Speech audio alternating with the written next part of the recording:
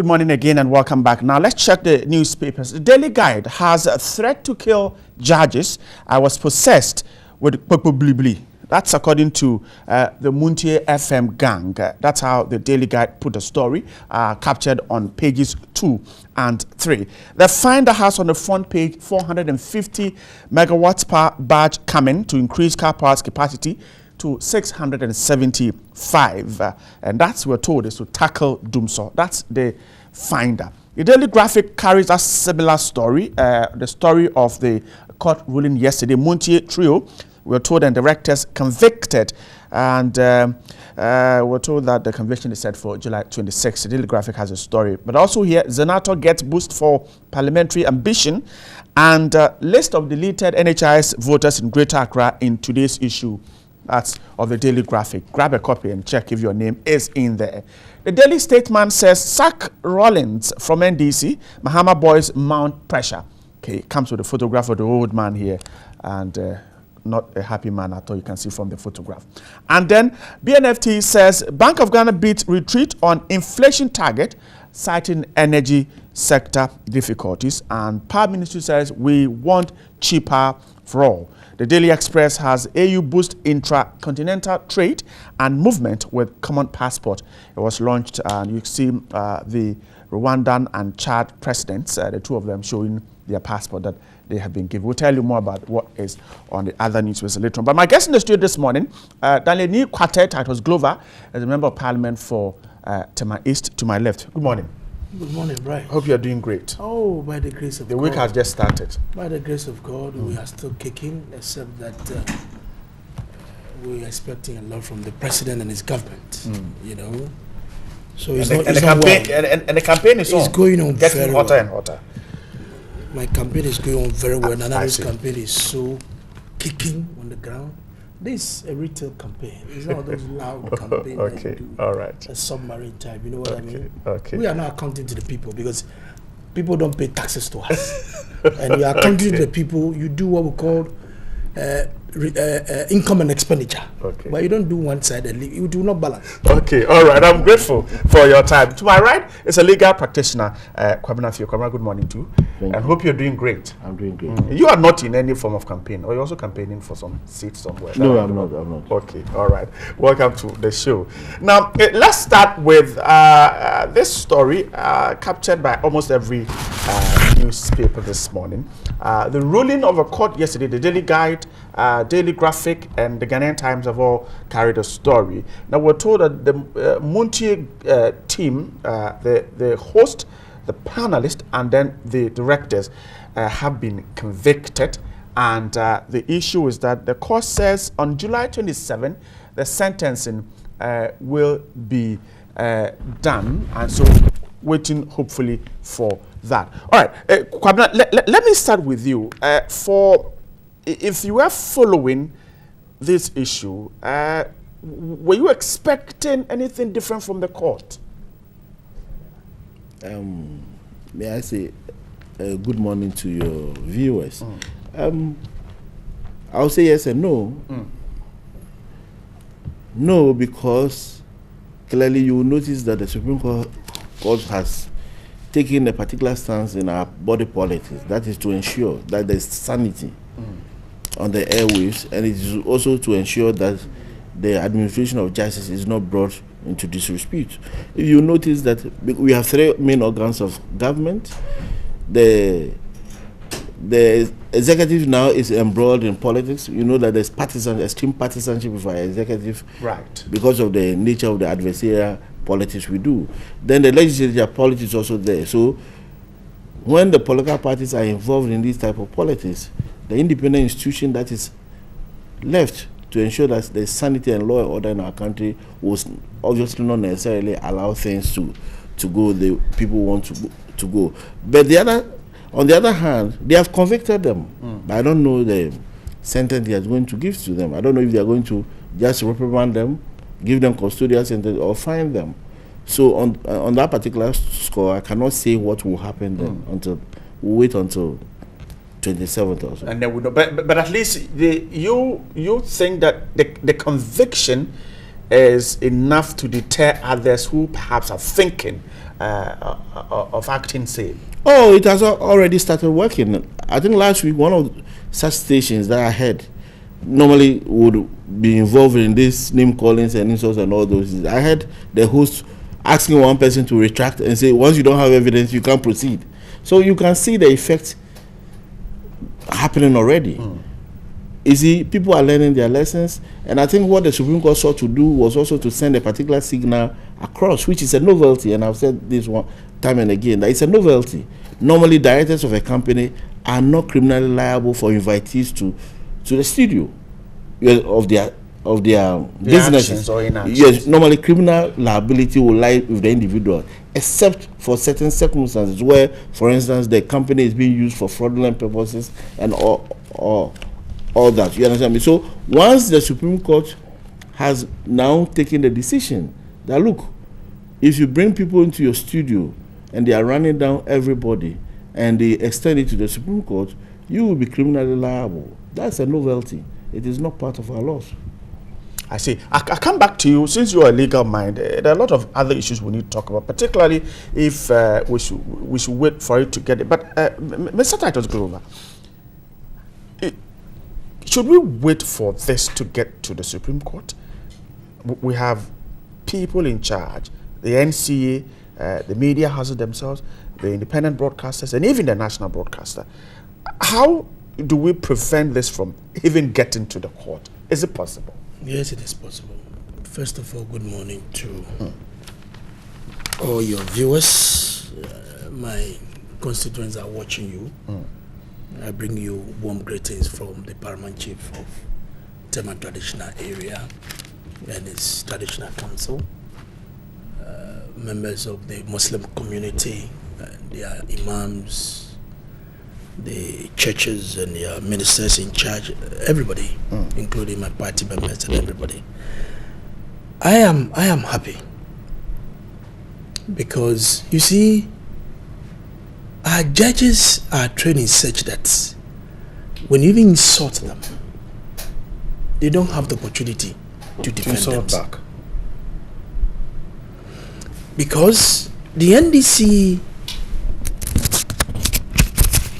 disagree. Anybody who disagrees with them, you can be a judge, you can be a teacher, you can be a nurse, you can be a reverend minister. When they disagree with them, then you see these hawks, including Mr. Rawlings himself, who will come to that subject for discussion. They have to come and hurl insults on you. The Supreme Court, this is a lawyer. I'm told when they speak is law. When they speak, it's law. And for us to turn the whole media landscape into a different altogether, Montie FM, they keep insulting me. I don't listen to it.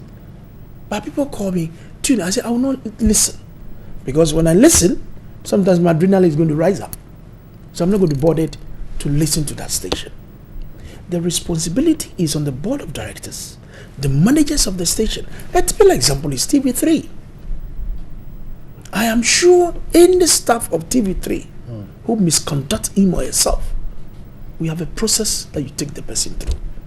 It is a way of trying to sanitize your airwaves, because you have clients, you have competitors who watch TV3 and want to make sure that everything that you do is very civil. All right? So for consistently, I don't want to mention any name. The last time I mentioned it, he's a very good friend. He's in government. I called him personally because he's a very senior friend. I said, my brother, the way this station has been set up and consistently have insulting and vilifying Nana Akufo-Addo and any other person, including myself, it is not in the interest of all of us. As for critique, we can criticize, but you will not insult. I will never insult President Baba. Not. Because if it's in my family, I love it. In the same way, if Akufo-Addo is a member of any of them, their family, they will love it. But why should we descend our politics into the gutter for everybody to come out and speak any venom? So therefore, constitutionally, we are told that state institutions cannot have the power and control over the editorial policy of these new media houses. But that is why they have editors. That is why they have senior executive members of their company who will be able to say, hey, the angle at which you are going, it is not in the interest of the company. It is not the policy of the company, and that in the general interest of our country. Therefore, hold on. If the directors have called that Mugabe boy to order, I'm not sure they will come in. There's a saying,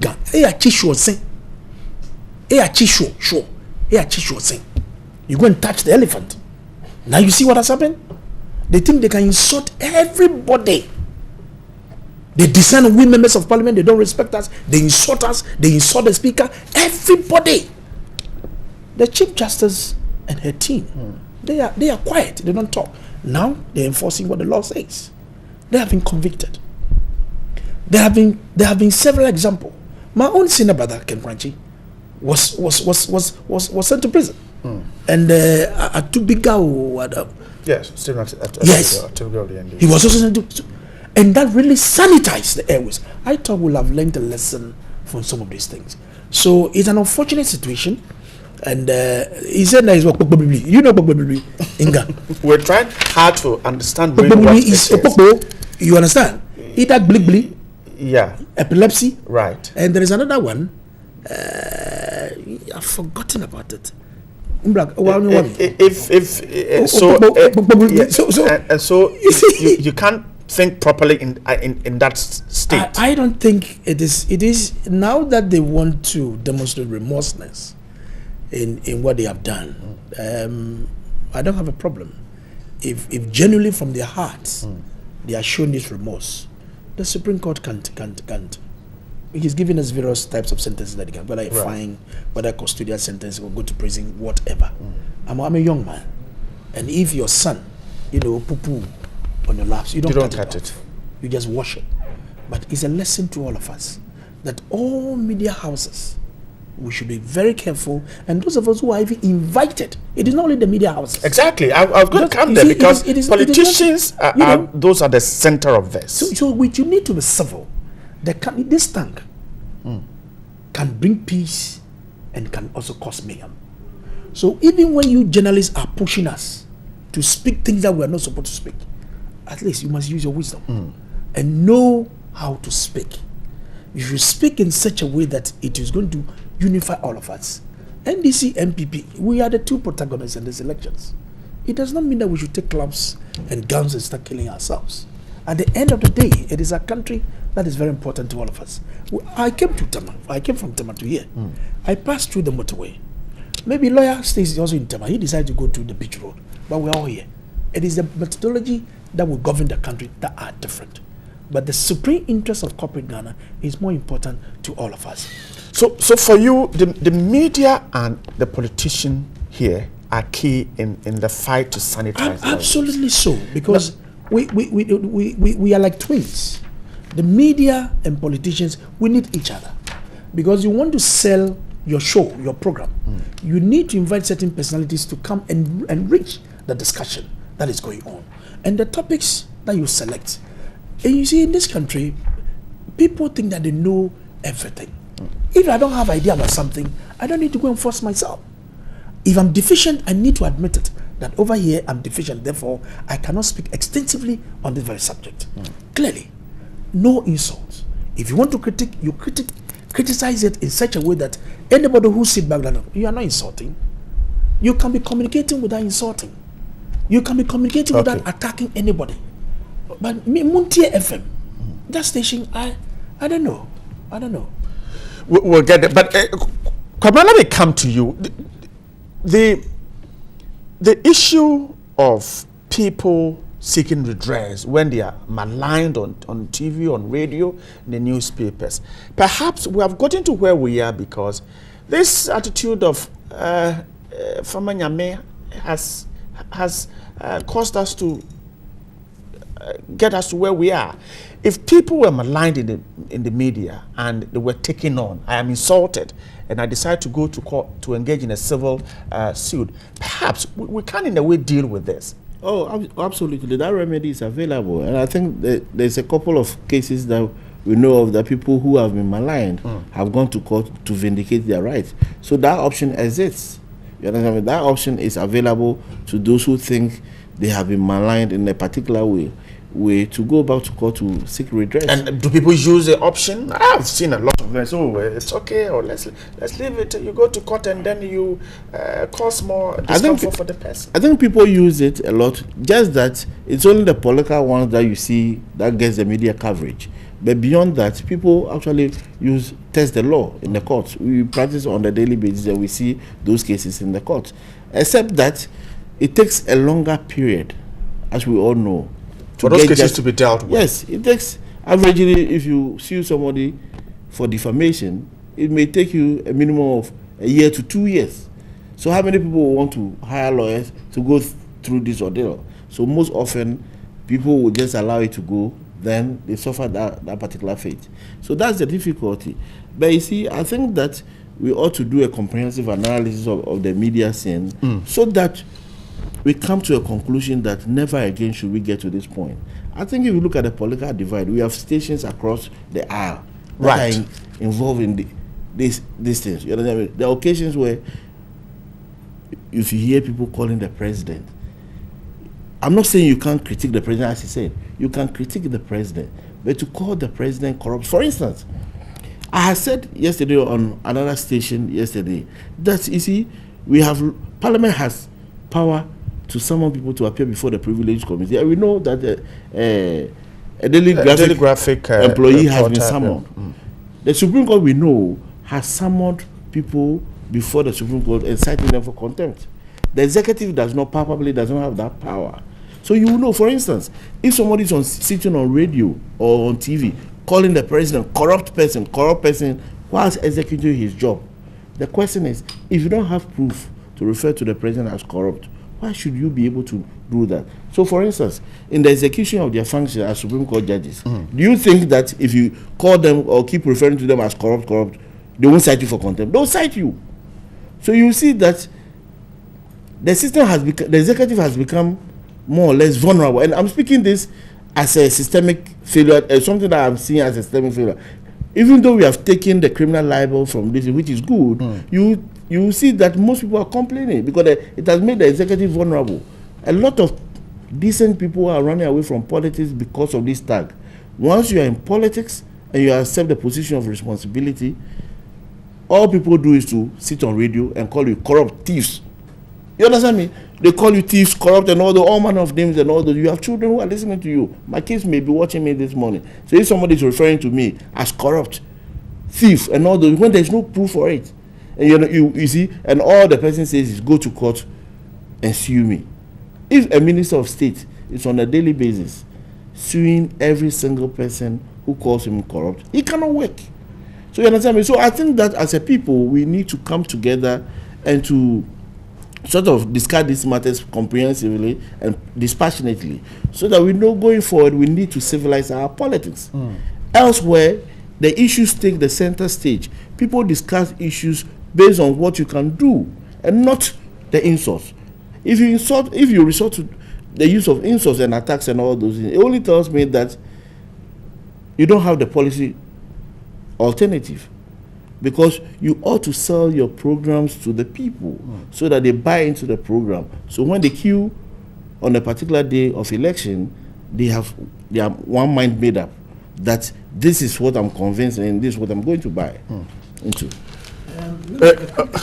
Okay. In terms of individual actions, on the same Montie FM, you recall that Asamajan was maligned, and he has taken Montie FM to court to clear his name with the kind of things they said about him, that he sponsored Akufo-Addo, blah blah, a whole lot of things, and that was a very big problem on that gentleman, a captain of the national team, who has nothing to do with politics.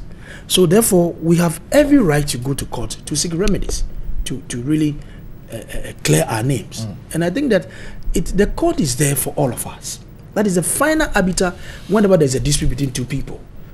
So we need to make sure that anything that we do that will criminalize the court, that will deface the court, that will show gross disrespect to the court, we need to stop it.